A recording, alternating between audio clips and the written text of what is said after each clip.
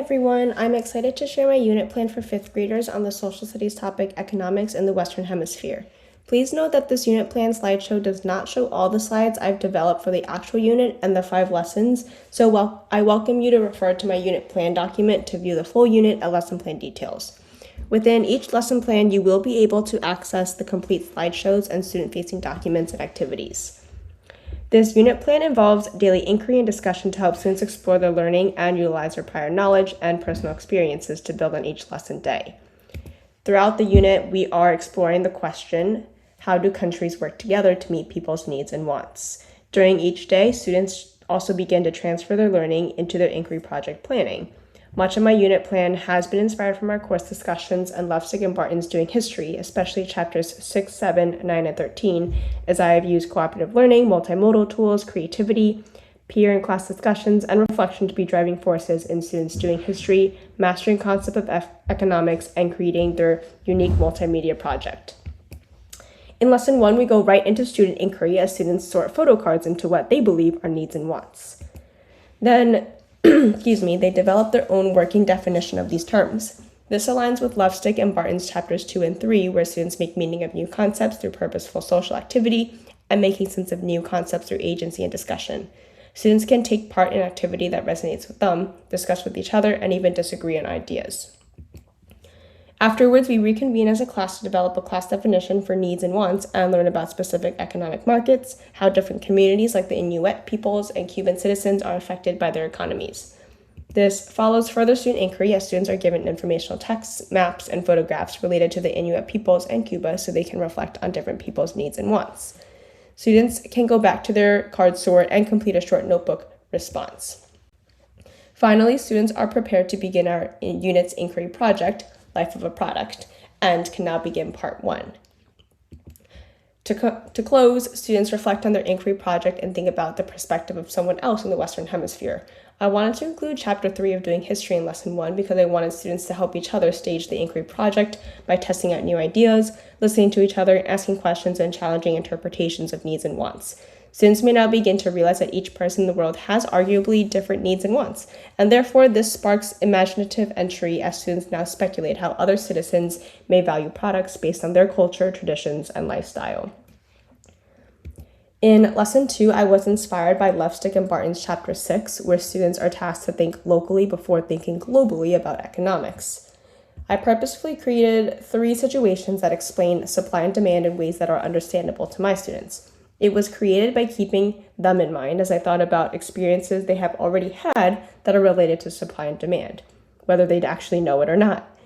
As I developed this lesson, I was worried that the abstract idea of having students describe the relationship between supply, demand, and price was too complex, and completing this diagram was too challenging.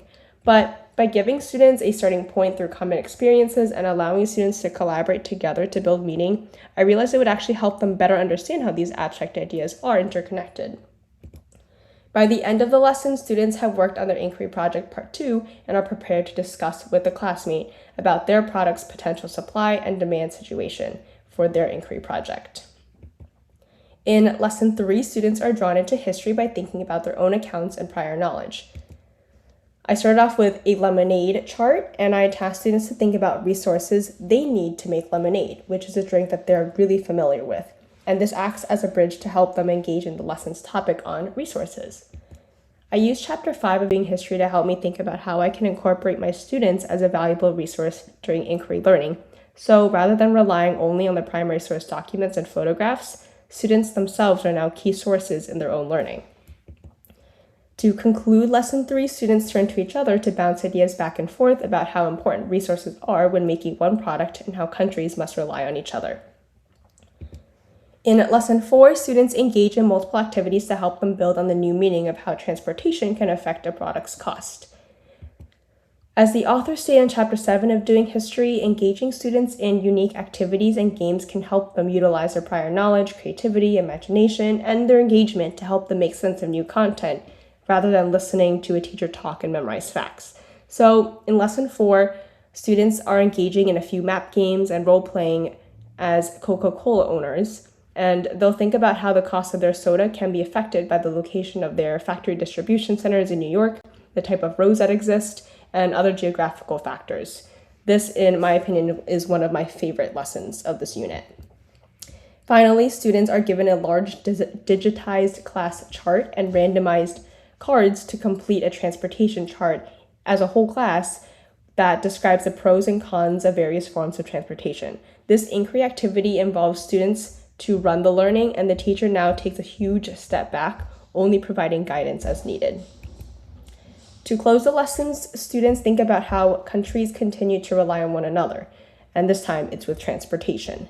This is our final bridge into answering our compelling question as students finish up their inquiry project. Finally, lesson 5 has students demonstrate their learning and show off their hard work through an economics expo. Here, students will present their projects to an audience, engage in a final class discussion about the compelling question, and reflect on their personal response to the question. I was intentional in making sure the unit's inquiry project was an authentic assessment that aligned with doing history, yet was still appropriately enriching for 5th graders. I wanted students to include their personal experiences, consider multiple perspectives, talk about controversial ideas, and finally reflect on their learning.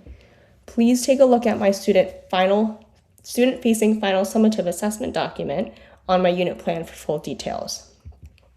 Lefstick and Barton explain in Chapter 4 that giving students an opportunity to reflect on their learning helps them see the meaning of history and value the significance of it. Likewise, in Chapter 9, they explain how reflection can further strengthen students' social-emotional development as they realize it is okay to be incorrect, and they can engage in history, much like historians, by revising their thinking and listening to their peers' ideas. So this web here was made so the class can engage in a reflection to have a final discussion about the compelling question. This leads into the opportunity for students to go back to their response to the compelling question in their inquiry project and strengthen their ideas for a final time. Keeping in mind doing history's emphasis on student reflection and feedback, I found that including this was critical in my inquiry project, and I was intentional in creating a separate component of it in the project rubric as displayed here.